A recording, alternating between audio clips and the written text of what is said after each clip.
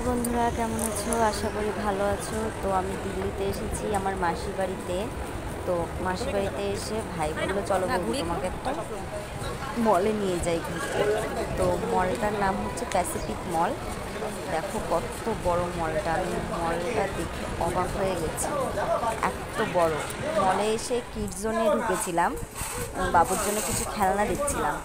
তো দেখো এখানে কত সুন্দর সুন্দর ডল আছে, খুব সুন্দর সুন্দর কিউট কিউট ডলগুলো দেখে আমার খুবই পছন্দ হয়েছিল, কিন্তু এখানে ডলের খুবই দাম।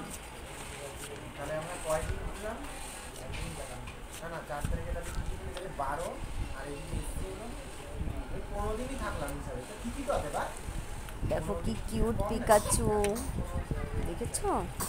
এখানে একটা ডল দেখেছি, দেখো কত সুন্দর ডলটা, কিউট। আর তারপর আমরা